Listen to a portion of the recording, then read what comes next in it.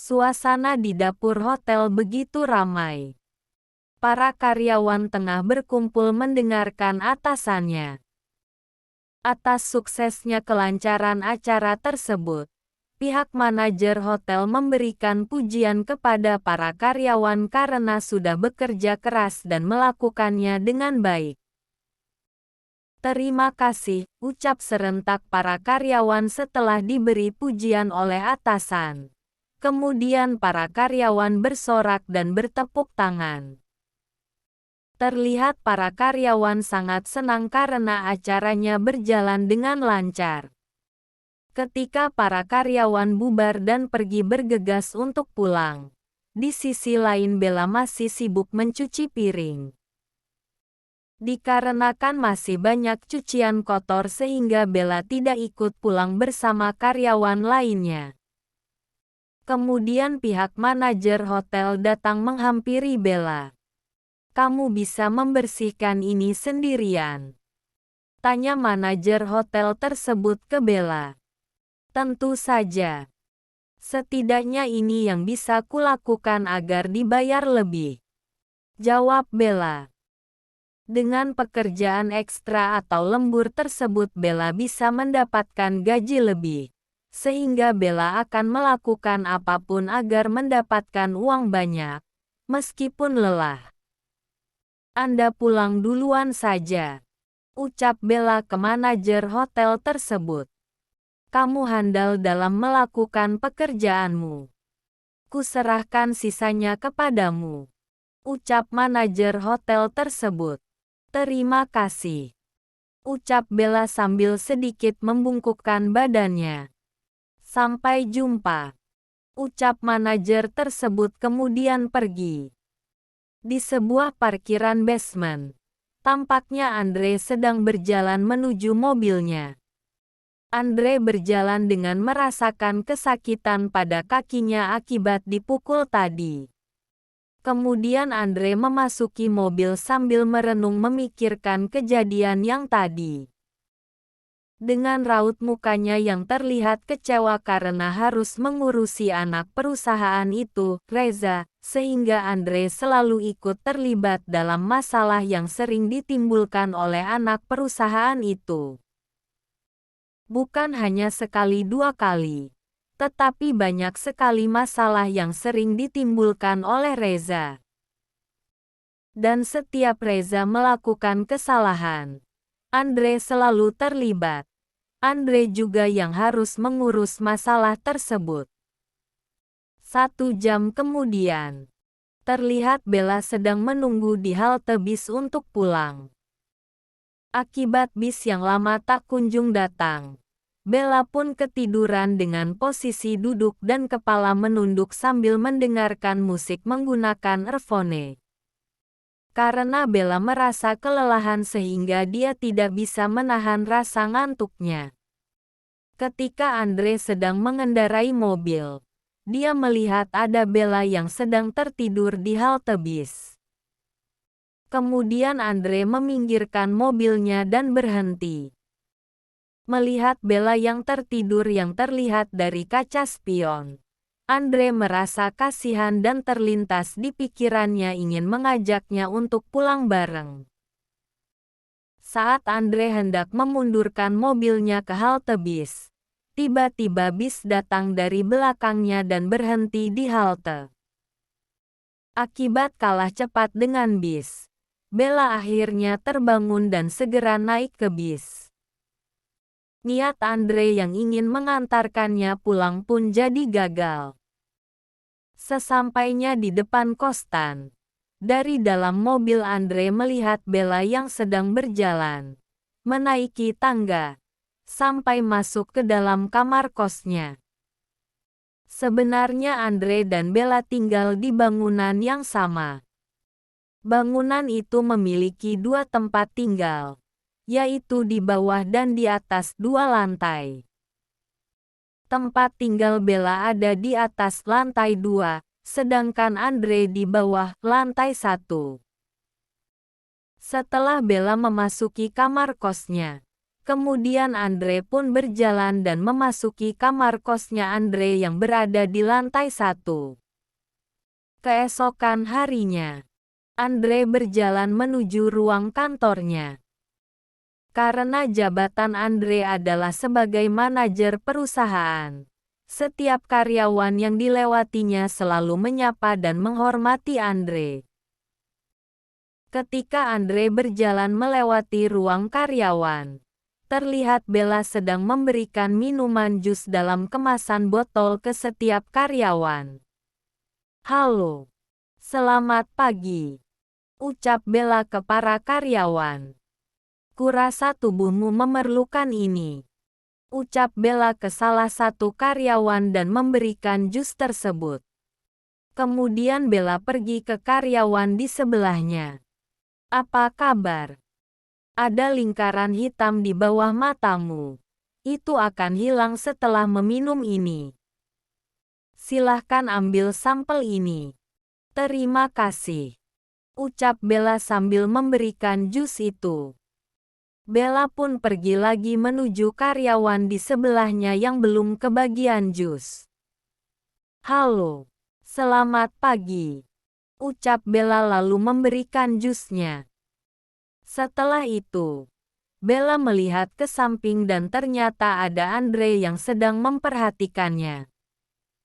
Lalu, Bella menyapa Andre dengan mengangkat tangannya. Ketika Bella menyapa Andre malah pergi begitu saja tidak menyapa balik. Bella pun menghampiri Andre. "Manajer Andre, kapan kamu dipromosikan?" tanya Bella.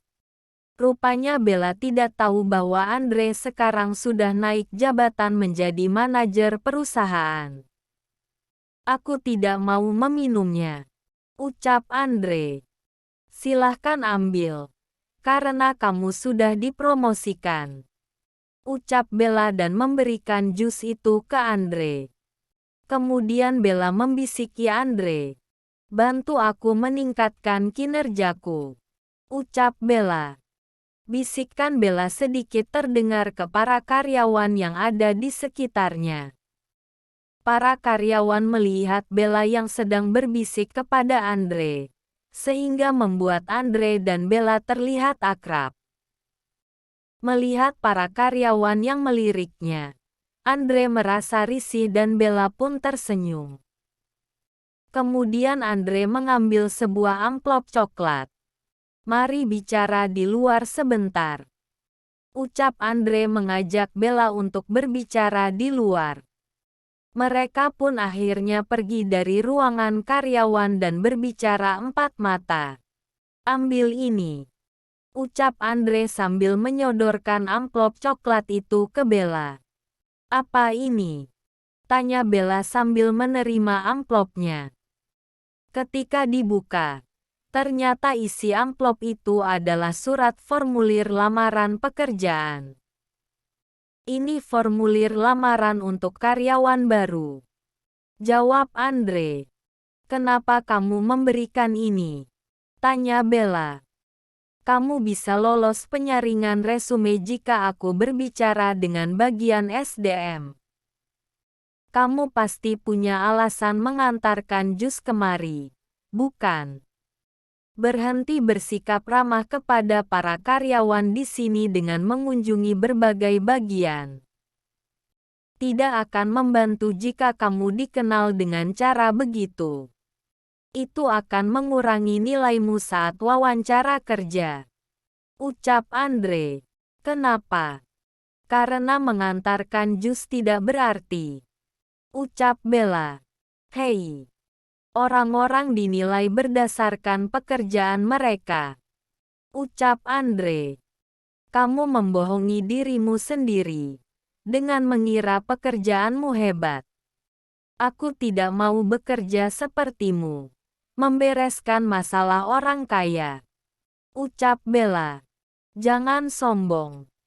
Lagi pula yang kini kamu lakukan juga menghasilkan uang untuk CEO perusahaan ini," ucap Andre. "Tidak. Setidaknya aku tidak membereskan masalah putra CEO perusahaan ini. Benar juga.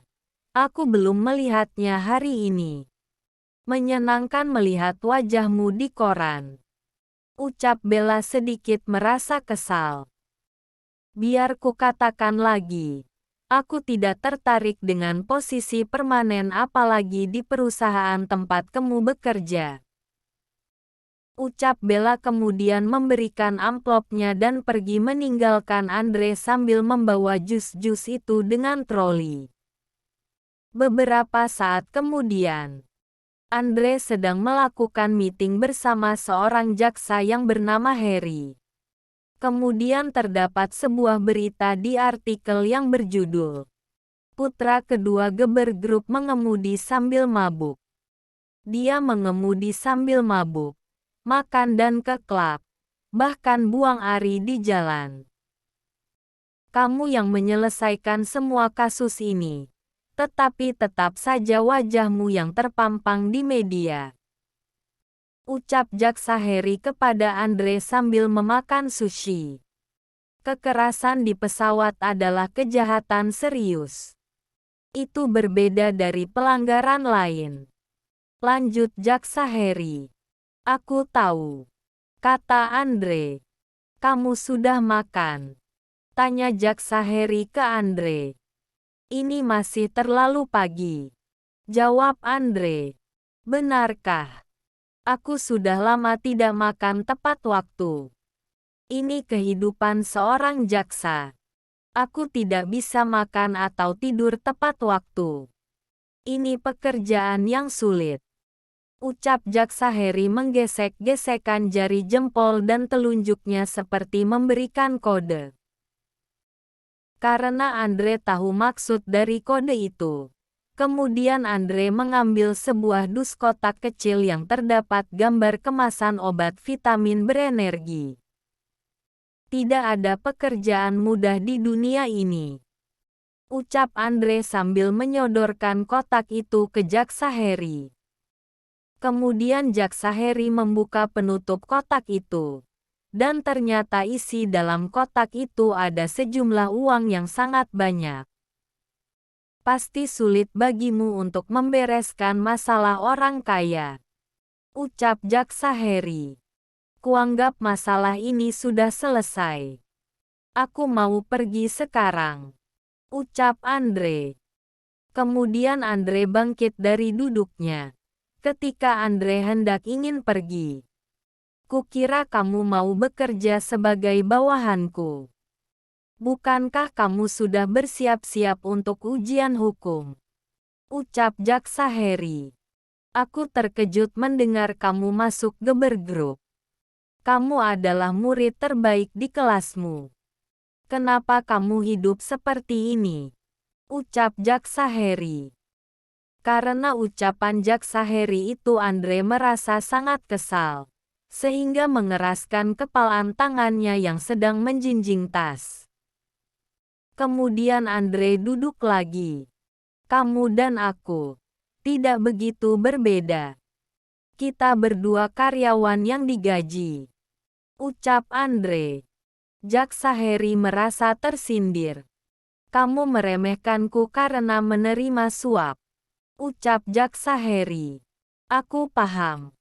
Sulit untuk menolak perintah atasanmu. Ucap Andre sambil tertawa kecil dan menuangkan segelas air putih ke dalam gelas jaksa Harry. Ini bukan suap. Tapi ini kompensasi. Ucap Andre sambil tersenyum. Lihat dirimu. Kata jaksa Harry. Benar juga. Hubungi aku kapanpun kamu punya kesulitan pekerjaan.